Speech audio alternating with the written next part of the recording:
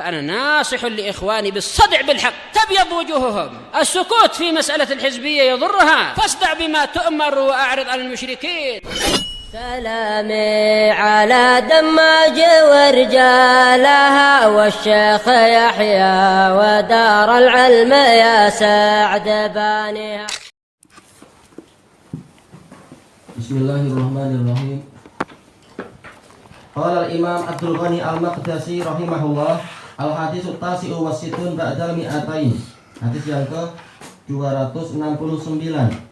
An Abi Hurairah radhiyallahu anhu qala naha Rasulullah sallallahu alaihi wasallam an yabi'a hadirul libad.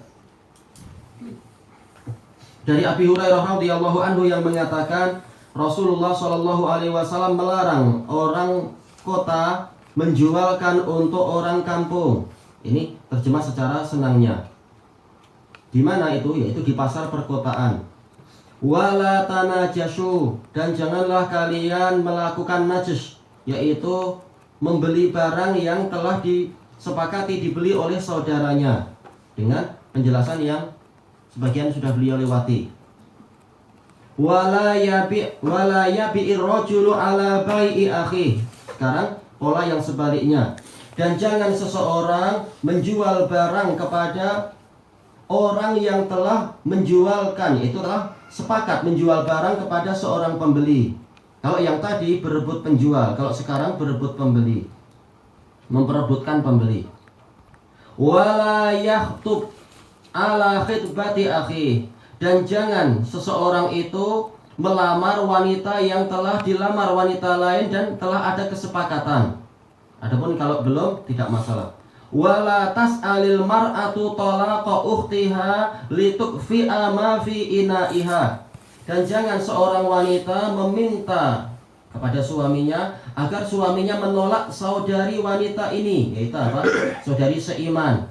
Cuma apa? Karena berselisih, yang satu madunya manis, yang satu madunya lebih manis, akhirnya antar madu berkelahi. Nah, ini maksudnya. Baik. Ma li tukfi'a ma fi ina'iha, agar terbaliklah rezeki yang ada di bejana saudarinya itu. Baik. Qal ma yustafadu minal hadis. Insyaallah dijelaskan di dalam syarahnya. Kita jelaskan.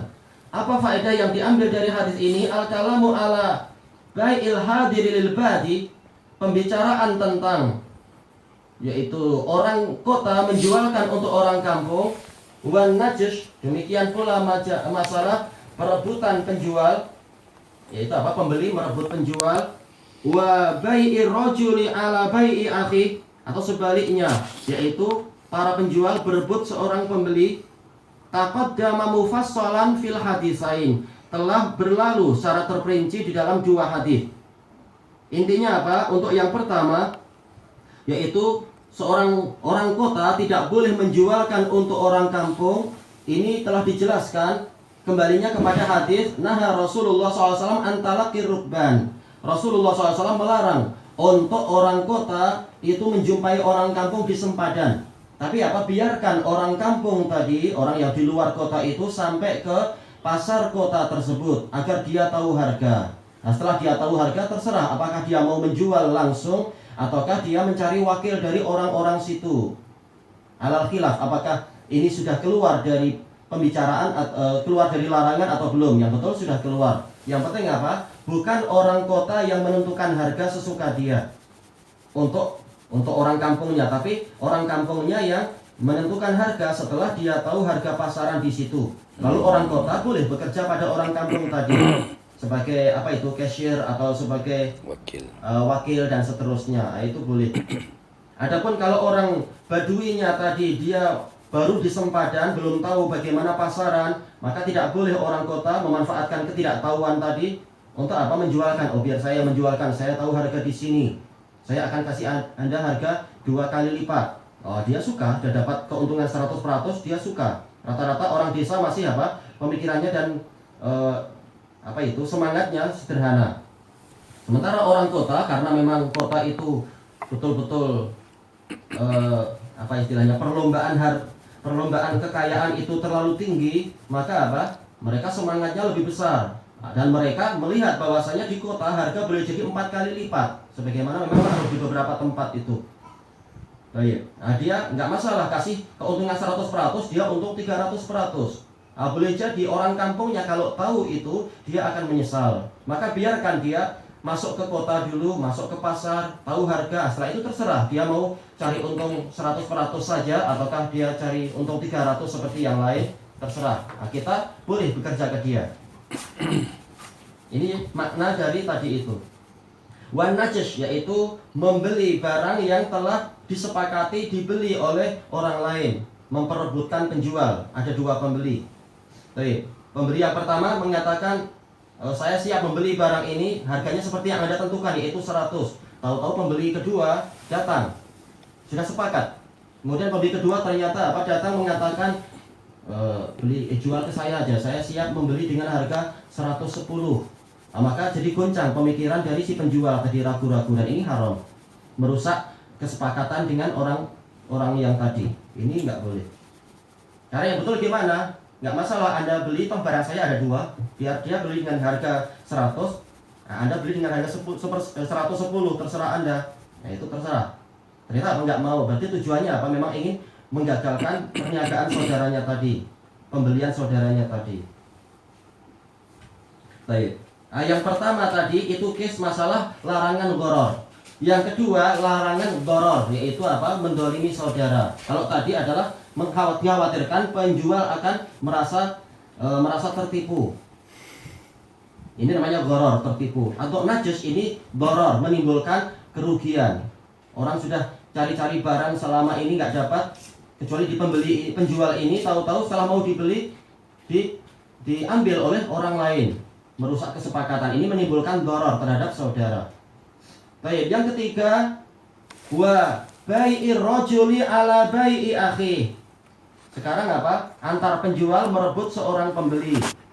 Penjual mengatakan kepada si pembeli, sila Anda beli tuala ini dengan harga 10 ringgit, harga 30 ringgit. Lalu apa? Penjual yang lain datang mengatakan kualitinya sama, Anda boleh membeli dengan harga 15 ringgit. Akhirnya si pembelinya goncang. Oh, lebih baik inilah. Nah, ini nggak boleh. Kalau memang sudah ada kesepakatan, maka tidak boleh kita merusak kesepakatan tadi.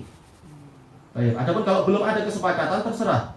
Kita masuk pasar, masing-masing teriak-teriak, bising-bising. Di sini harganya cuma 30. Yang situ bilang, oh sini aja, sini harganya 25. Yang situ bilang, oh 10 ringgit pun boleh. Yang lain bilang 10 ringgit dapat 2. Wah, terserah kita. Kita mau pilih yang mana boleh. Selama belum ada kesepakatan. Baik. Nah, sekarang yang ini dilarang kenapa? Karena menimbulkan doror, kerugian. Siapa yang rugi sekarang? Yang rugi adalah penjual. Penjual yang pertama itu. Baik. Telah berlalu pembahasan secara terperinci di dalam dua hadis, nomor yang ke-252 dan 253. Bima aghna an i'adatiha hahuna. Dengan penjelasan yang mencukupi dari mengulang lagi. Itu tidak perlu mengulang lagi. Wa fihi minal fawaidi wazawa. Dicetakan yang lain ada wawunya enggak? Fawaid wazawaid atau fawaid zawaid? Fawaidil zawaid. Oh, berarti enggak ada wawunya memang ya. Wa fihi minal fawaidiz zawaidi ma ya'ti. Dan dalam hadis yang di hadapan kita sekarang ada faedah-faedah tambahan yang datang berikut ini. Nah, kita bahas kita hadiskan aja langsung. Al-ula tahrimu khitbatin nikah. Nah, ini belum dibahas pada hadis yang sebelumnya. Diharamkan melamar kan kalau di sini istilahnya melamar ya, sama ya. Melamar pernikahan ala khitbati akhi, bukan melamar pekerjaan, tapi melamar masalah pernikahan terhadap lamaran yang telah dilakukan, pinangan yang telah dilakukan oleh saudaranya dalam keadaan sudah saling sepakat. Adapun kalau belum sepakat tidak masalah, seperti Fatimah binti Qais setelah dia ditalak bain oleh suaminya, lalu apa? Dia dipinang oleh 3 orang, yaitu siapa? Muawiyah bin Abi Sufyan, kemudian Abul Jaham dan siapa itu? Usamah bin Zaid. Nah, ini boleh. Tapi kalau sudah saling sepakat, saya sudah suka sama dia, misalkan wanita ini sudah suka sama pelamar yang pertama, sudah sepakat, tahu-tahu orang kedua mengatakan, oh dengan saya aja, saya siap memberikan mahar 2 kali lipat. Anda kalau cuma dengan dia, Anda cuma dapat 100.000 ringgit. dan dapat rumah biasa. Kalau saya akan kasih 200.000 ringgit, Anda kan wanita cantik, Anda wanita begini, nggak layak dapat orang macam itu. Dengan saya aja, saya akan siap untuk pergi dengan Anda ke Paris, wah, dan seterusnya. Nah, ini nggak boleh, ini merusak saudaranya. Betul. Ah, ini potong lain, betul. Nggak boleh macam itu. Karena apa? Sudah ada kesepakatan. Dan ini akan menyebabkan apa? Menyebabkan menyelisihi salah satu dari prinsip Islam, yaitu adanya ijtima' wal ulfah, kesepakatan dan persatuan. Karena kalau dengan ini akan menimbulkan apa? Perpecahan. Dan ini haram.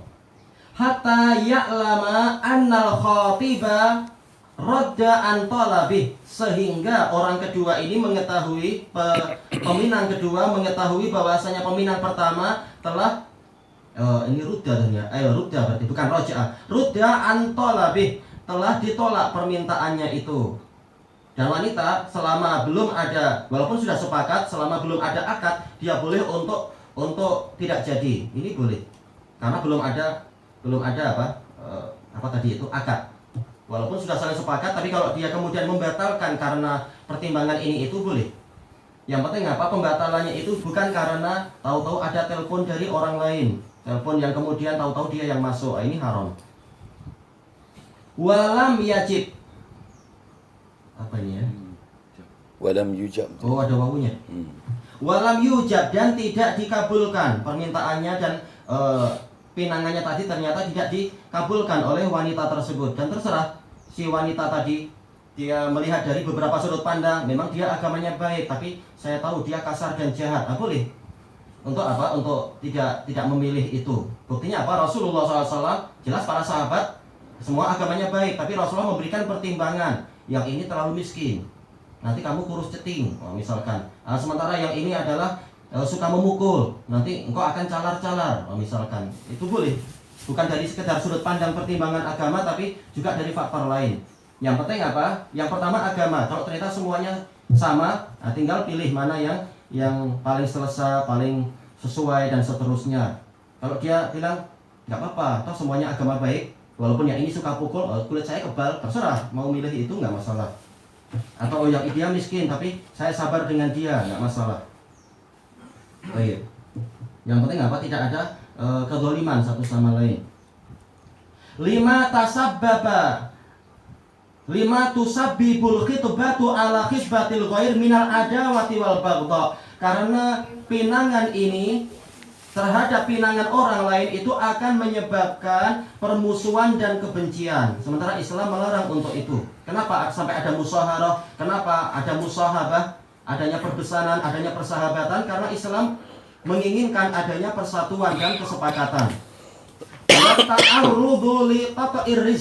Dan akan menyebabkan terputusnya rezeki. Ya, boleh jadi apa? Wanita ini dikasih telepon, ini orang ini kaya, padahal boleh jadi selama ini kayanya adalah karena sudah berhutang kepada 5 ahlung, tampak kaya. Ternyata setelah itu apa? Nggak ada apa-apanya, misalkan. Baik, makanya yang betul adalah tidak boleh ada kejahatan macam tadi, tidak boleh potong lain. Tapi sabar, kalau itu rezekinya akan sampai ke dia. Kalau bukan rezekinya, walaupun dia sudah mendatangkan 7 bomo, nggak ada gunanya itu. Baik. Yang kedua, tahrimu su'alil mar'ati zaujaha an yutalliqa barrataha. Diharamkan seorang wanita meminta suaminya untuk mentalak barrataha, yaitu madunya. Doroh, dikatakan doroh karena apa? Tata baror bi ghairiha, karena wanita yang ini akan merasa dirugikan oleh yang lain. Makanya istilahnya doroh. Au taughiri sadrihi alaiha, atau memanas-manasi hati suaminya terhadap istri yang satunya lagi. Dan ini banyak terjadi, baik di sini ataupun juga di Indonesia ataupun juga di Yaman. Kalau di Afrika saya nggak punya data, tapi yang tadi banyak data dilaporkan begini, itu nggak boleh. Kalau emang ada permasalahan, tinggal apa? Dilaporkan dan dibahas baik-baik sama-sama dengan data yang lengkap, bukan dengan penipuan dan kepalsuan. Awil fitnata, tahrimul fitnati kah? Awil fitnati bainahuma, atau membuat jadi batu api, yaitu mengadu domba di antara suami dengan istri yang ini. Liyahsula bainahuma syarr, agar terbentuk keburukan di antara mereka berdua. Sementara apa? Al-jaza min jinsil amal, balasan sesuai dengan amalan. Kalau dia berbuat itu, boleh jadi apa? Dia akan mengalami itu. Berarti cara yang betul adalah apa? Berbuat baik, misalnya dia akan mendapatkan kebaikan, dia akan diberkahi, Allah sayang dia, malaikat sayang dia, dan seterusnya. Fayufariqaha, sehingga suami yang sudah dipanas-panaskan ini akhirnya apa? Mentalak istri yang itu.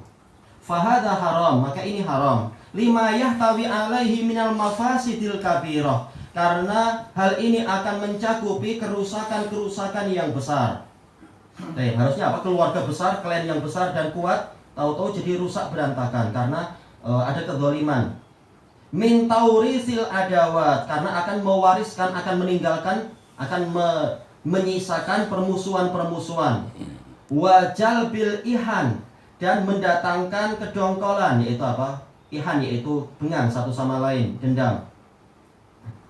Sementara sebagian orang Indonesia bilang apa? Kalau dendam membara, maka bomo bicara. Na'udzubillah.